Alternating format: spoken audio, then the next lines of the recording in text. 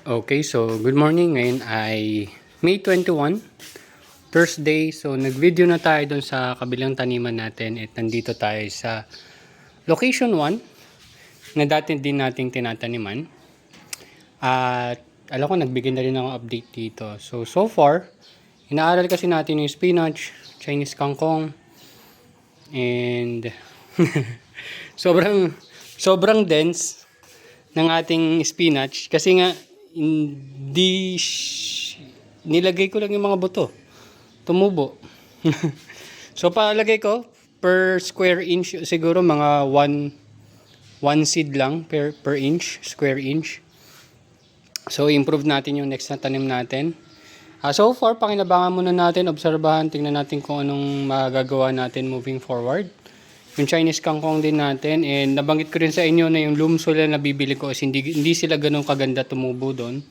So hinaluan natin to ng garden soil o kung anumang soil na meron ako. And ito yung pipino natin. Alam ko magto 2 months na yan or 2 months na. So expect natin na magbubunga na siya. So mapansin nyo, medyo nakababa yung dahon niya pero basa pa naman yung lupa. So hindi ko muna siya didiligan. So mostly dahil kaya nakabagsak yung dahon niyan is dahil sa init. So medyo mainit nga dito sa rooftop namin dahil summer pa rin naman. So maliban diyan, meron tayong ampalaya. Yan. Ayon, dapat ay onion bunching. Pero since yung compost ko ay may mga spinach na buto, ang daming spinach. Kaya isa ang spinach sa gusto ko talagang pag-aralan kasi hindi ako nahihirapan kumuha ng buto. So tanim lang tayo ng tanim, kailangan lang natin pag-aralan kung paano natin siya aalagaan. So maliban dyan, ito may mga tanglad. Although marami akong tanglad, ayan, tanglad. Tas basil. So kukuha ulit tayo ng buto kasi idadagdag natin yung basil sa ating mga tanim. So far so good. Ito yung compost natin. So open compost lang naman tayo, open air. Then from time to time, siguro every 3 days mix. Ito medyo okay na to. At gagamitin na lang natin. Pero sa pagpupunla, ano ko siya, parang sinasala ko para maliliit lang na chunks yung mapunta. Pero pag mga ganito, ginagawa natin siyang mulch dyan. So ito, hindi na natin mataniman kasi meron ng snake plants ni nanay. Nagsingit lang ako dito ng basil. Ayan. So mapapansin nyo na pinuron ko na yan. So pag pinuron nyo yan dyan, magsasanga. So yung next yung putol, pwedeng dito. Tapos magsasanga ulit siya. Ganun lang, para mas maging bushy yung basil nyo. So dito, hindi ko siya masyadong nagawa eh. Kaya mapansin mo yan, no. Kasi kung nagawa ko siya, dito pala magsasanga na siya. Pero ito, pag ganito na yung tangkay niya, ano na yan, old na. Yan. So pinapabulaklak lang natin siya para maka-harvest tayong buto. Doon may ma-harvest ang buto. Punta tayo doon mamaya. So ito yun, no, onion bunching. So ito, loam soil yung ginamit ko. Tagal na to, nung 29 pa So more than a month na siya. Pero hindi siya masyadong lumalaki. It's either sa lupa or sa init or sa araw pala. Pero medyo maganda naman ang araw dito eh. Ayan. So yung ibang tanglad natin, nilagay ko pa sa polybag, pero susunod yata hindi na, dediretso ko na.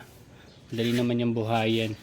So ito yung dating experiment natin ng mga spinach na nasa polybags. So medyo medyo siksikan sila. Ayan.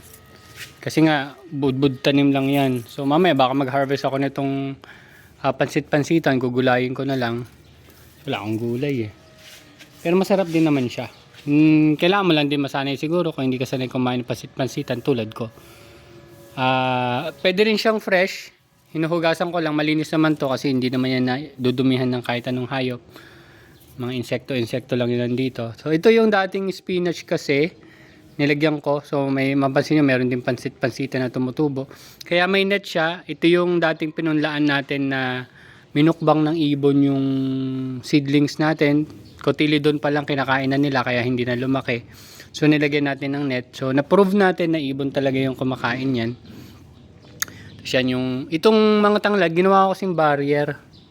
So may damo pa yata doon. So lilinisin ko lang. Tapos yung mga damo, Nilalagay natin doon sa ating sa ating mulch, ay sa ating compost.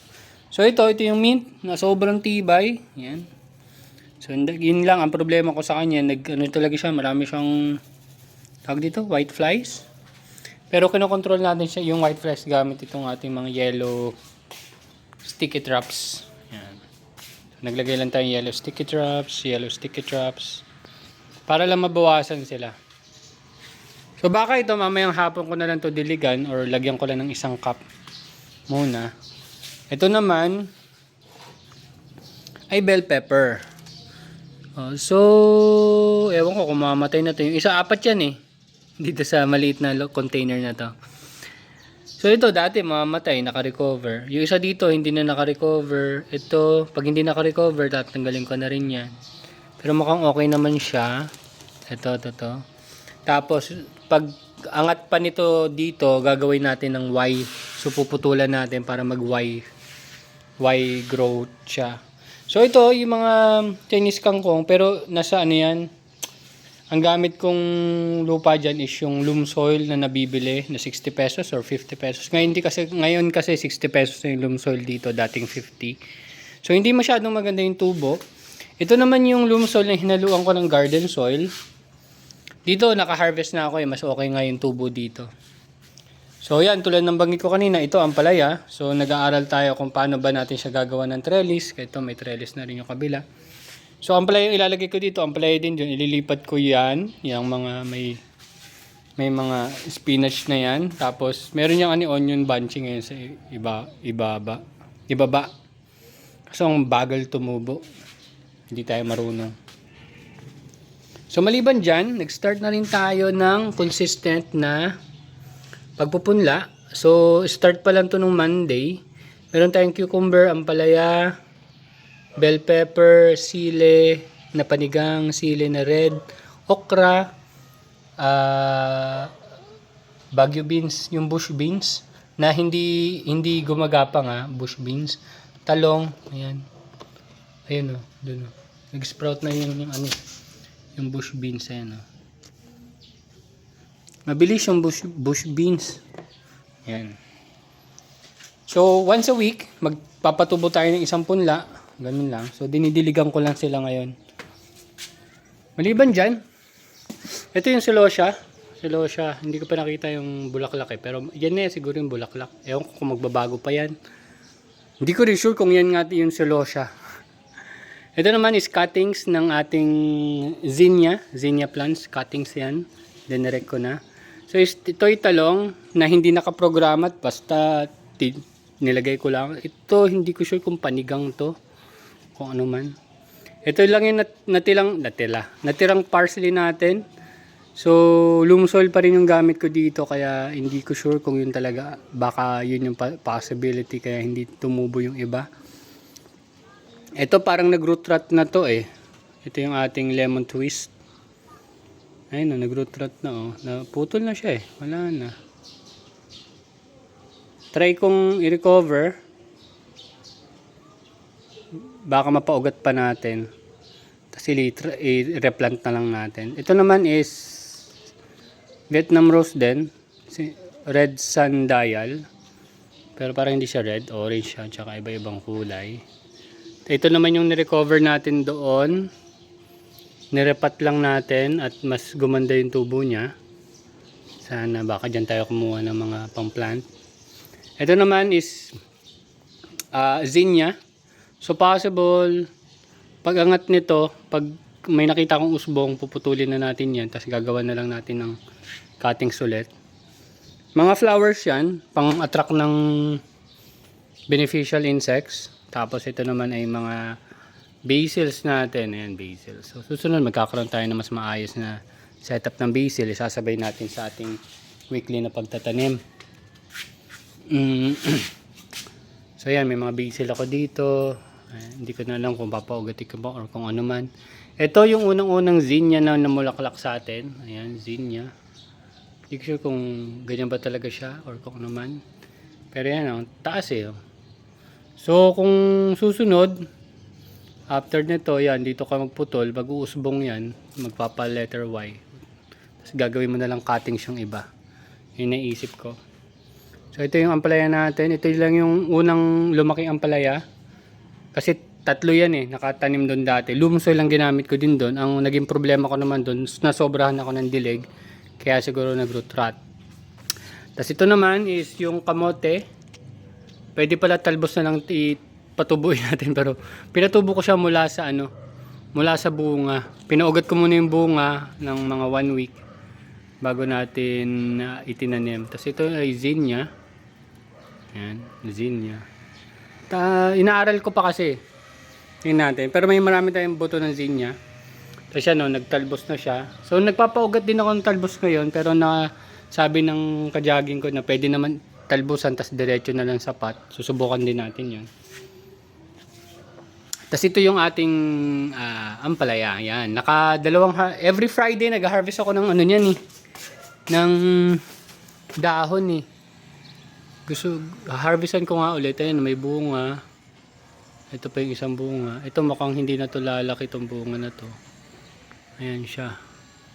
So ngayon magdidilig lang talaga ako. Pinakita ko lang sa inyo. Ito naman is pang buto.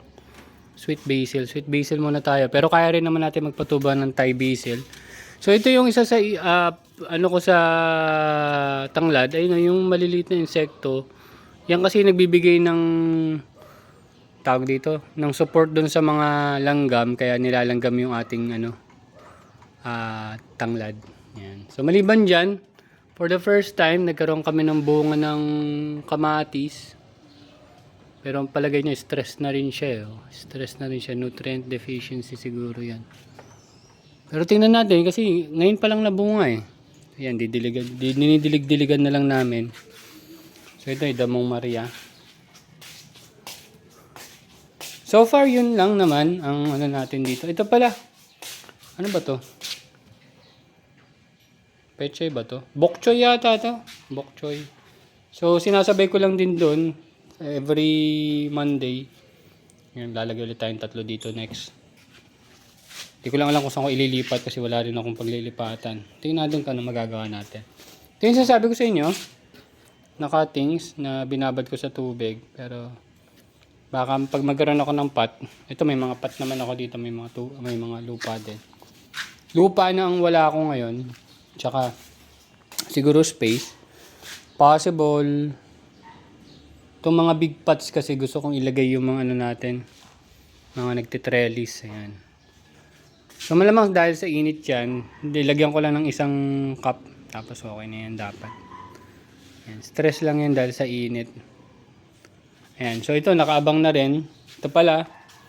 Ito hindi nakaprograma kaya hindi ko lang kung kailan. Pero ayan. Ano ba to? Hindi ko lang alam kung anong mga to eh. Beans ba yan? Yan. Ito malamang ito sile. Yung iba sile. May panigang, iba-iba. Ito naman zinnia. Yung nalagay ko sa ganyang pots, mga zinnia, mga flowers. Yan. So itong dalawang to, doon yung mapupunta after 3-4 days siguro. Ayan. So far so good. Ang inaaral ko yung pagdidilig kung gaano kadami, ka-frequent. Kasi titingnan mo rin yung kondisyon ng lupa. Pag sobrang basa kasi, possible mag-root rot. Ayan. So hopefully lumaki to. Ayusin lang natin yung paggagapangan nilang mga trellis. Dito. Ang gamit ko lang is mga nylon. Nylon matawag dyan. Basta yan. Yun. So that's it. Thank you very much and see you next updates mga tropa. Magdidilig lang ako and that's it. Bye-bye.